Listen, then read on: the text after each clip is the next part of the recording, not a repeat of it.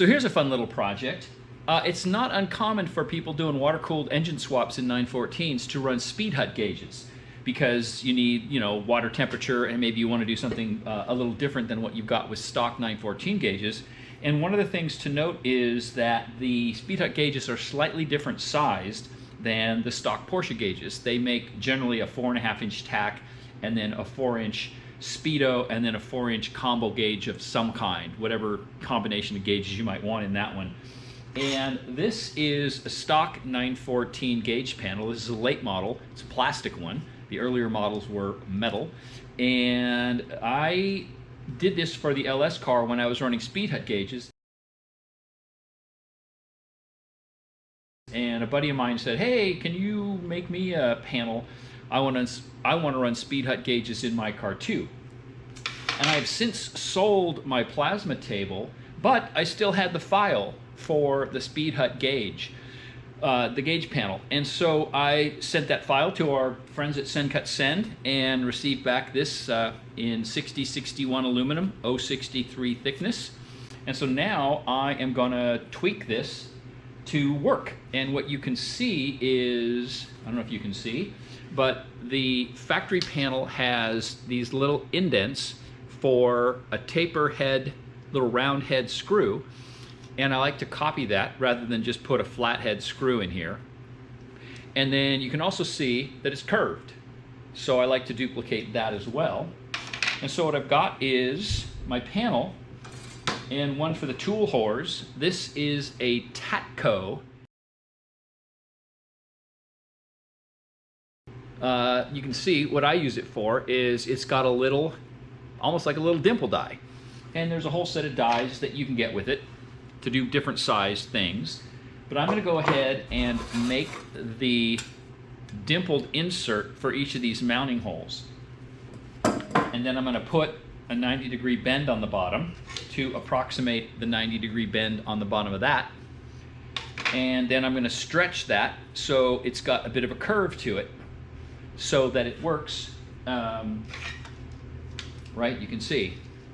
So I'll get that bend in there and then stretch it so it picks up that curve and matches the face of the 914 dash. So I have worked out what size drill I need to open up those holes, and this is the file again that I sent to Send Cut Send, and I just asked them to punch a little hole in there. I could measure this and have them cut that, but this is just as simple. And I've got a little hole here in my table that used to mount something, so I'm just going to use that and quickly drill some holes.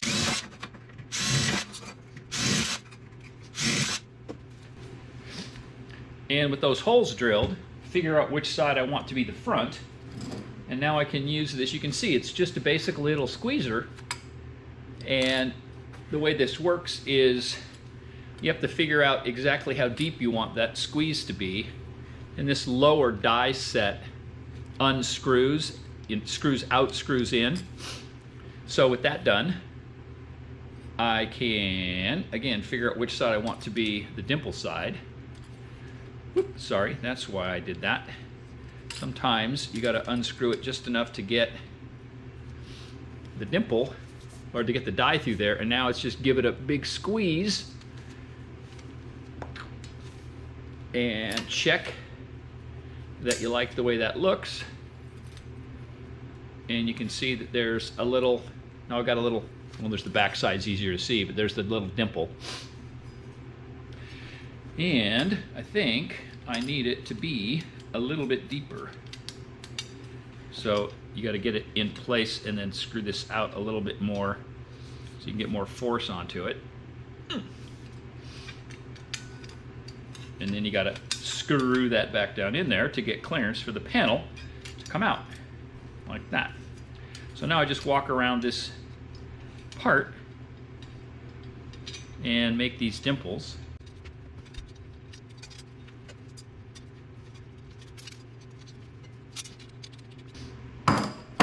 And now you can see I've got little recesses that work out nicely for the factory screw. And then it's a matter of working out where you want that bend line to be. And I have done that. And also important, make sure you're bending the panel the right way. So I'm marking it where it's going to be bent on the back side so I can see it when it's in the brake.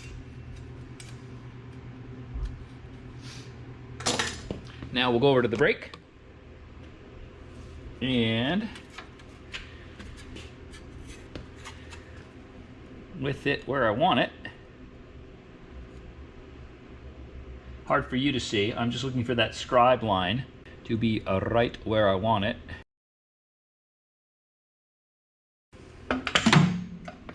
That's the minimal clamping force.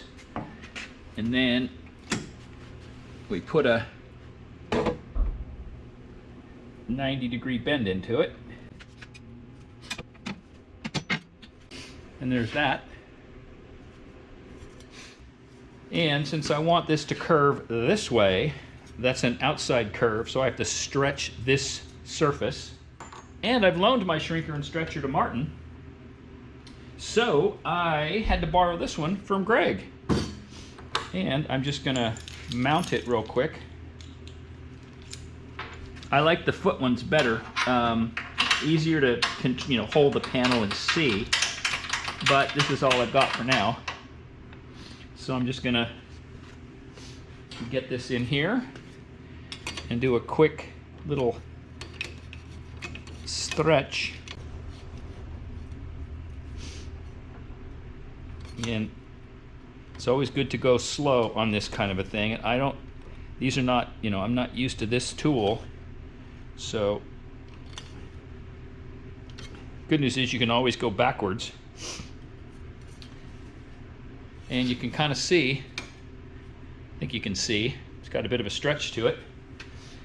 And then I can compare it to the factory panel. It's going to be hard for you to see what I'm doing with this, but I'm just trying to eyeball the surface. And you can't see, but it needs a little bit more in a couple places and probably a little bit less in the middle. So I think I overstretched it in the middle. So I'm just going to give it a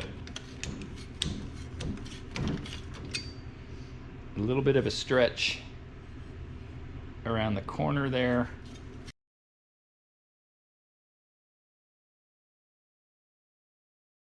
I'm just going to cut over to the shrinker real quick and pull this back a teeny bit in the middle.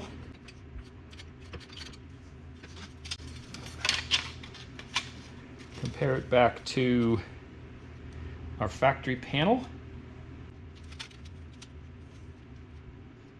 A little bit more shrink, a little bit less stretch. It's a little bit too much in the middle here.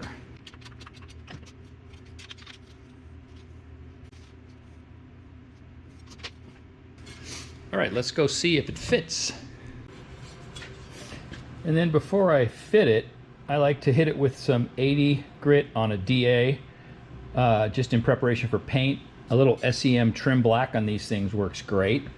And I don't have the factory screws for this, but I'm just doing a quick fit anyway. And there we go. One SpeedHut dash panel for a 914.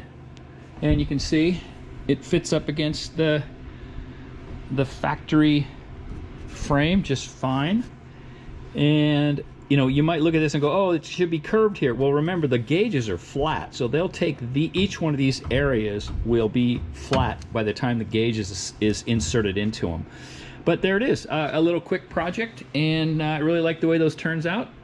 If anybody's interested, you can hit me up on 914 World, and I can get you the file for that panel. You're on your own to do all the fancy stuff to it, but there you go, 914 SpeedHut gauge panel.